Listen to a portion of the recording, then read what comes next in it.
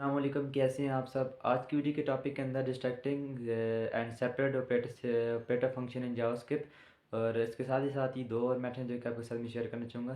तो चलिए video start करते हैं। सबसे पहले डिस्ट्रक्टिंग के बारे में मैं आपको बताना चाहूँगा। डिस्ट्रक्टिंग एक ऐसा फंक्शन होता है कि हमारे पास हमने फॉर एग्जांपल एक वेरिएबल के अंदर फॉर ए बी के एक वेरिएबल लिया, उसके अंदर हमने कोई वैल्यू स्टोर की और उसके बाद हम जब भी वैल्यू को स्टोर करेंगे और रन करेंगे तो हमारे पास वो वैल्यूज़ आ जाती हैं।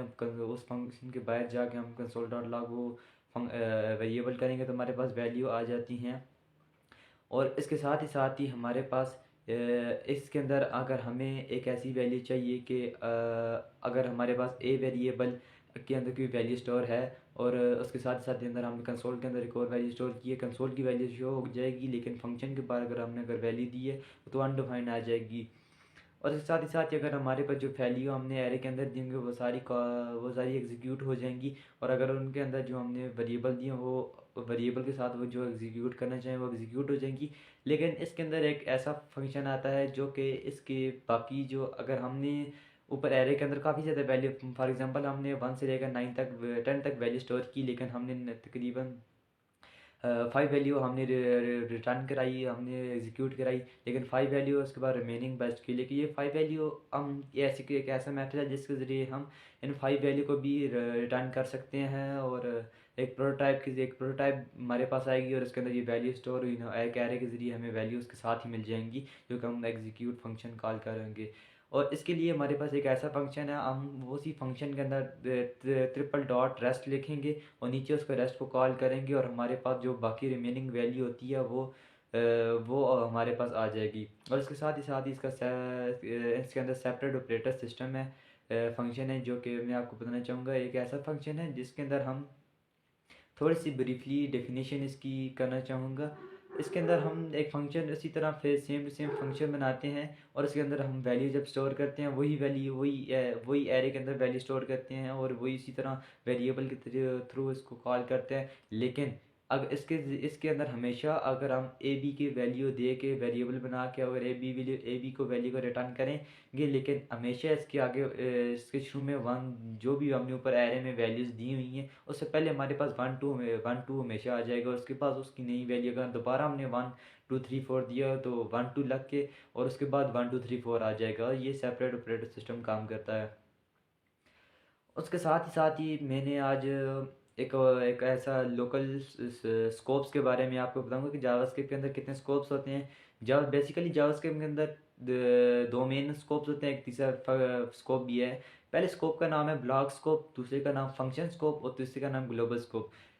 ब्लॉक स्कोप एक ऐसा स्कोप है जिसके अंदर हम वेरिएबल हम किसी भी ब्रैकेट्स के अंदर अगर हमने कोई एक वेरिएबल को कॉल किया है और वेरिएबल मतलब अगर हमने लेट के ज़रिए वेरिएबल को कॉल किया है और उसके बाद अगर अगर वो जो वेरिएबल हमारे पास होता है उसे हम बाहर कॉल करेंगे तो वो अगर उसके नीचे जो कलीज ब्रैकेट्स है उनके नीचे अगर उसे कॉल करेंगे तो वो एग्जीक्यूट हो जाता है अगर इस एक फंक्शन के अंदर है। लेकिन लेकिन बाहर अगर उससे पहले हम एग्जीक्यूट फंक्शन के पहली अगर हम कंसोल डॉट लॉग वही वेरिएबल पहले हम कॉल करेंगे तो हमारे पास वो एरर आ जाएगा, ये फंक्शन नहीं है, ये है ए की अगर हमने वैल्यू दी है तो ये बोलेगा ये है क्या। तो ये तो हमारे पास ब्लॉक ब्लॉक स्कोप है ये कि जो कि हमारे पास एक उसके ब्रैकेट्स के अंदर ही काम करता है। और ये लेट के जरिए वेरिएबल वार जो होता है एक वेरिएबल वो हमारे पास ग्लोबली डिफाइन होता है, वो उसको हम ग्लोबली डिफाइन कर सकते हैं। लेकिन उसको उसी तरह कर सकते हैं अगर ब्रैकेट्स के बाहर भी वो काम करता है लेकिन वो पहले वो भी नहीं काम करता ऊपर, लेकिन ब्रैकेट्स के बाहर वो भी काम करता है। और फंक्शन मेथड एक ऐसा मेथड है कि अगर आप फंक्शन कॉल करते हैं, आप फॉर एग्जांपल आपने फंक्शन बनाया उसके अंदर लूप्स वगैरह चलाई लेकिन उस फंक्शन को जब आप कॉल करेंगे तो वो अगर उस फंक्शन को आप पहले कॉल कर दें, पहले उसका मेथड जो आपने फंक्शन के अंदर जो उसका स्टैटिक मेथड दिया होता है वो पहले उसके जिसके ज़रिए आप कॉल करते हैं बाद में वो कॉल करते हैं और बाद में नीचे फंक्शन लिखा हो लेकिन वो भी एग्जीक्यूट हो जाता है।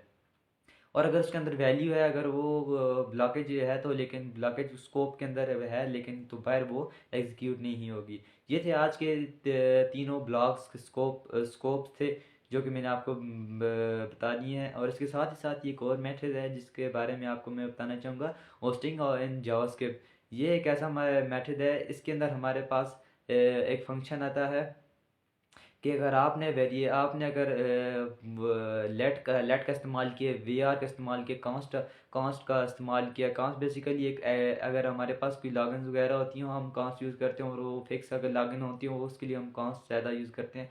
अगर आप मैं ज़्यादा लेट पहले वेरिएबल वी वार यूज़ करता था, अब मैं लेट यूज़ करता हूँ, क्योंकि लेट हमारे पास ब्लॉकेज होता है, ब्लॉकेज स्कोप होता है, क्योंकि वो एक ब्लॉकेज के अंदर रह के उसके बाद वो एग्जीक्यूट नहीं होता, वो बेशक उसके बाहर कॉल कर एग्जीक्यूट नहीं होता, हमारे पास एरर आता है। लेकिन वेरिएबल वार जो होता है हमारे पास ग्लोबली डिफाइंड होता है। ये अगर हमारे पास अगर भूल के हमने कोई क्लास दे दी, अगर हमें याद नहीं, अगर नीचे हमने वही क्लास दे दी अगर हमने जावास्क्रिप्ट के फंक्शन के अंदर, तो बहुत ज़्यादा प्रॉब्लम्स आ जाती हैं जावास्क्रिप्ट कोड्स के अंदर। तो इसलिए मैं लेट्स यूज़ करता हूँ, वार नहीं यूज़ करता। वार की काफ़ी ज़्यादा डिफेक्ट्स हैं, और इसलिए आप भी यूज़ करें।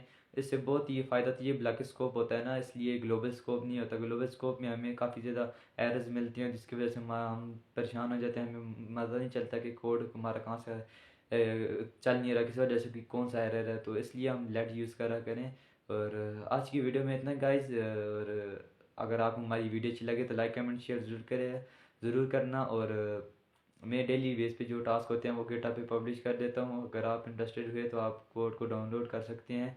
और इसके साथ ही आज की वीडियो में इतना ही गाइस। मिलते हैं एक अगली नई वीडियो के साथ, तब तक दुआ में याद रखना। अल्लाह हाफिज़।